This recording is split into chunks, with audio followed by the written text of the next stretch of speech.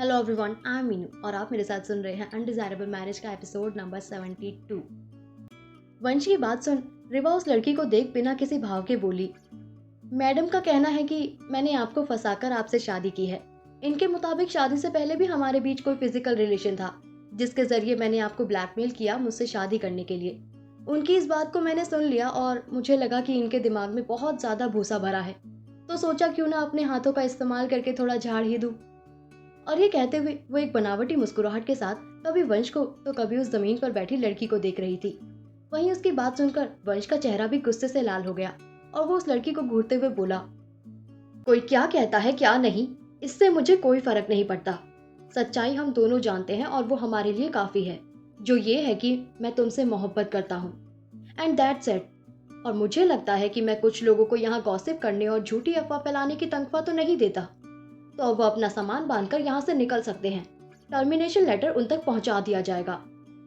ये कहते हुए वो रिवा की तरफ मुखातिब होते हुए आगे बोला, तुम भी कॉफी को छोड़ो अब और चलो मेरे साथ घर। मैंने बाकी सबको भी बुला लिया है, एक बहुत जरूरी बात करनी है।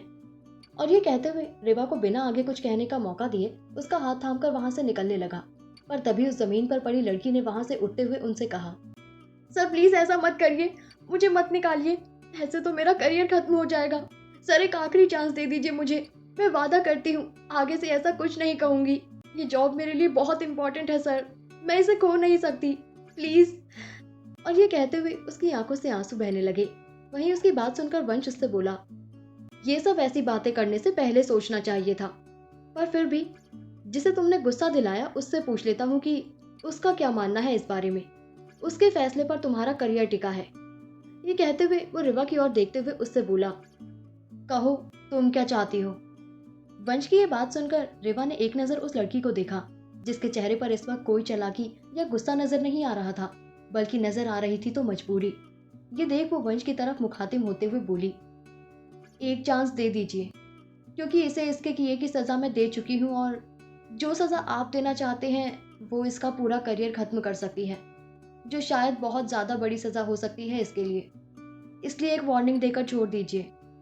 उसकी कही इस बात को सुनकर वंश उस लड़की से बोला, get back to your work, मेरी वाइफ की वजह से छोड़ रहा हूँ तुम्हें, अगली बार से ऐसा ना हो, ध्यान रखना।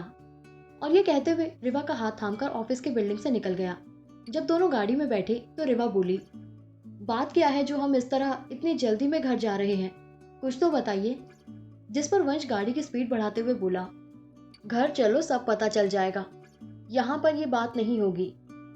जिसे सुनकर रिवा का मुंह बन गया और वो खिड़की से बाहर देखने लगी।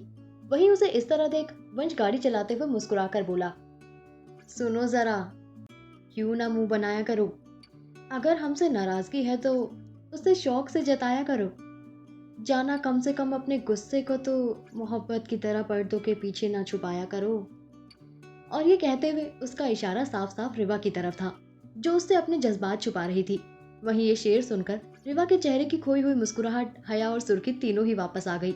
यूं ही वो लोग सिसोदिया भवन पहुंच चुके थे, जहां अंदर आकर उन्होंने देखा कि रिमा जी, सौरभ जी, दर्श और वंशिका कल्याणी जी के साथ पहले से ही उन दोनों का इंतजार कर रहे थे। तभी उन्हें देखकर दर्श अपनी जगह से उठते हुए उनके पास आकर वंश से बोला, क्या न्यूज मिली है उस लड़की के बारे में, ये तो बता, क्या वो मिल गई है अरविंद को। और ये पूछते हुए वो वंश की तरफ उसके जवाब के इंतजार में देखने लगा। वहीं बाकी सब भी दर्श की बात सुन खुश हो गए और वंश के पास आ गए। उनकी खुशी से चमकते चेहरे देखकर वंश बोला, हाँ मिल गई है वो लड़की अरविंद को, अब बस कल का इंतजार है।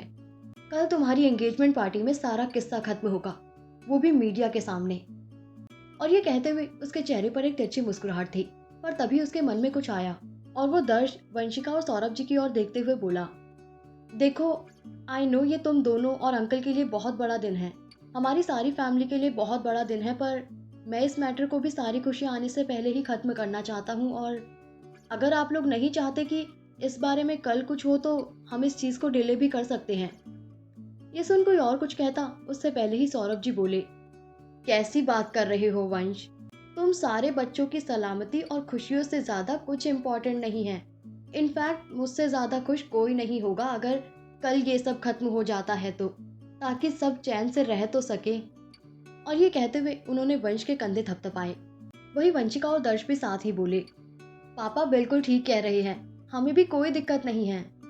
जिसे सुनकर वंश मुस्कुराते हुए उन दोनों के गले से लग गया। उसके बाद वो सब लोग कुछ वक्त बातें करते रहे।